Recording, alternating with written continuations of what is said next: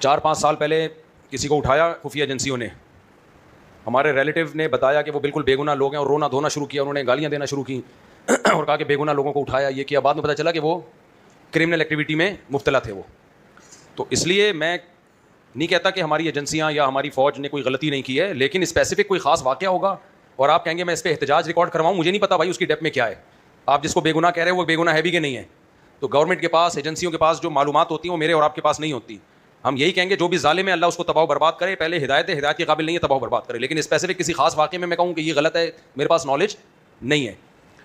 اور اگر بے گناہوں کو قتل اس طرح سے ایجنسیاں کر رہی ہوتی تو بے گناہ تو اور بھی بہت سارے لوگ ہیں.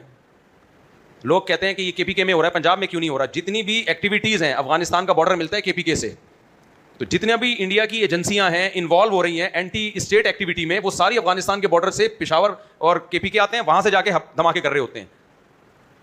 تو جہاں ہوگا وہاں پر ہی آپریشن ہوگا نا. جیسے بلوچستان میں فوج آپریشن کر رہی ہے اس لیے کہ دھماکے وہاں ہو رہے ہیں. لوگ کہتے ہیں یہ فوج خود کروا رہی ہے. اب تو لوگوں کے سامنے آ گیا نا جو بے گناہ بھی بے دردی سے قتل ہوا ہے. ابھی ایک فیملی بچیوں کے سامنے باپ کو شہید کیا گیا, یہ فوج نے کیا ہے. ہمارے ملک میں گورنمنٹ پہ کو جو کرمنل ایکٹیویٹیز ہیں ان کے خلاف کام کرنے ہی نہیں دیا جاتا. بعض دفعہ کوئی وزیر رکاوٹ بن رہا ہوتا ہے. مثال کے طور پر کراچی میں جب دہشت گردی عروج پر تھی, جب راحیل شریف کے دور میں رینجرز کے پاس اختیارات آئے, وہ دہشت گردی ختم کر دی انہوں نے. جب تک سویلین کے پاس اختیارات تھے وہ رینجرز کو اختیارات ہی نہیں دے رہے تھے. اور ہم صبح شام بلا وجہ رینجرز کو بلا کر کہہ رہے تھے اپنی ذمہ داری پوری نہیں کر رہے ہیں. میں رینجرز کے آفیسر سے ملا, وہ کہتے تھے بھائی ہمارے پاس اختیارات ہی نہیں, گورنمنٹ دیتی نہیں اختیارات. اختیارات دے تو 2 دن میں کراچی کو ٹھیک کر دیں ہم. تو جب اختیارات آئے ٹھیک کر دیا انہوں نے. کتنے بڑے بڑے آپریشن ہوئے تھے. رینجرز کے لوگوں نے ہمیں خود بتایا کہ ہم وضو کر کے جاتے تھے اور کلمہ پڑھ کے کہ اب شاید ہماری لاش آئے, لیکن کراچی میں امن قائم کر دیا تھا انہوں نے.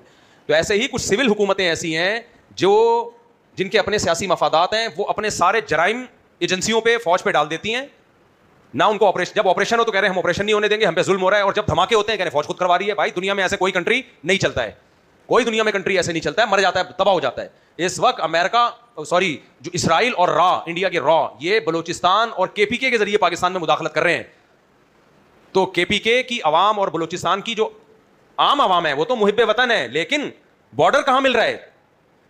بارڈر تو افغانستان سے مل رہا ہے نا, اور افغانستان کے ذریعے انڈیا انوالو ہو رہا ہے. تو وہ مداخلت انہی صوبوں میں زیادہ کر رہا ہے. تو جب انہی صوبوں میں مداخلت ہو رہی ہے تو آپریشن بھی انہی صوبوں, وہیں جو لوگ بکیں گے, جو غیر ملکی ایجنسیوں سے پیسہ لے کے ان کے لیے کام کریں گے, تو انہی کو اٹھایا جائے گا نا. پھر لوگ کہتے ہیں بلوچستان میں ہی اٹھا رہے ہیں, کے پی کے میں اٹھا رہے ہیں, ہم پنجاب میں کیوں نہیں؟ پنجاب میں نہیں ہو رہا ہے یہ سب کچھ, پنجاب میں ہو نہیں رہا. پنجاب میں ہوگا تو پنجاب میں بھی اٹھائیں گے.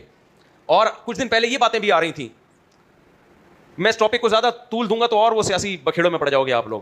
خلاصہ یہ ہے کہ اینٹی اسٹیٹ کسی ایلیمنٹ کے ساتھ نہ ملو, نہ ملک کے خلاف چلو, کوئی آپ کو نہیں چھڑے گا. کوئی کسی کے پاس فالتو ٹائم نہیں ہے. آپ خود پہلے اینٹی اسٹیٹ ایلیمنٹ کے ساتھ جڑتے ہو, ان کی کالیں ریسیو کرتے ہو, ان سے فون پہ بات کرتے ہو. اس کے بعد جب اٹھایا جاتا ہے تو پھر رونا پیٹنا شروع کر دیتے ہو, ہائے ہمارے ساتھ یہ ہو گیا, ہائے ہمارے ساتھ یہ ہو گیا. دوسری بات یہ کہ بعض دفعہ شبہے کی بیس پہ بھی کسی علاقے میں بہت زیادہ کرائم ہو رہے ہوں تو بعض دفعہ غلطی سے بھی بے گناہ لوگ گرفتار ہو جاتے ہیں, اور غلطی سے بھی بے گناہ لوگوں پہ بلی آ جاتی ہے. کیونکہ اب یہ اس سے بچنا ممکن نہیں ہے. جب کسی علاقے میں بہت زیادہ دہشت گردی ہو رہی ہو تو شک کی بنیاد پہ بھی اٹھایا جاتا ہے, کیونکہ کسی کے ماتھے پہ تھوڑی لکھا ہوتا ہے. تو بعض دفعہ ایسے بے گناہ لوگ بھی ان گنہگاروں کی وجہ سے رگڑے میں آ جاتے ہیں. اس کی مثال بالکل ایسے ہے کہ جیسے جو بھی بھیک مانگنے والے ہیں, ہم تو نہیں دیتے عام طور پر, لیکن ان کی وجہ سے بہت سے مستحقین بھی محروم ہو جاتے ہیں ان فراڈیوں کی وجہ سے. اب کوئی مفتی صاحب کے پاس بھکاری آیا تھا, مستحق بھی تھا, مفتی صاحب نے بھگا دیا, تو مفتی صاحب مستحق لوگوں کو نہیں دیتے. بھائی ہمیں کیا پتہ چلے گا, ماتھے پہ تھوڑی لکھا ہوا ہے. ہم نے تو زیادہ دیکھا فراڈ ہو رہا ہے تو ہم اگلے کو بھی سمجھنا شروع کرتے ہیں, پتہ نہیں 2 نمبر ہی نہ کر رہا ہو. تو اسی طرح یاد رکھو, جب حکومتی لیول پہ آپریشنز ہوتے ہیں تو شک کی بنیاد پہ بھی ہوتے ہیں, کیونکہ وہ کہتے ہیں ہم نے چھوڑ دیا تو یہ 20 لوگوں کی جان جائے گی. تو اس میں بہت دفعہ بے گناہ لوگ رگڑے میں آ جاتے ہیں, جو کہ نہیں آنے چاہیے, غلط ہے, لیکن آ جاتے ہیں. لیکن اگر آپ اپنے آپ کو صاف رکھو, ریاست کے خلاف مت جاؤ, کوئی آپ کو کچھ نہیں کہتا. کچھ کہہ رہا ہے تو اس کا مطلب یا تو غلطی سے آپ پہ الزام لگایا گیا ہے, یا واقعی آپ انوالو ہو, گھننے بنے ہوئے اور بول رہے ہو کہ ہمارا اسٹیٹ مخالف ایلیمنٹ سے کوئی لینا دینا نہیں, گھننے بنے ہوئے ہو, مظلوم بنے ہوئے ہو آپ.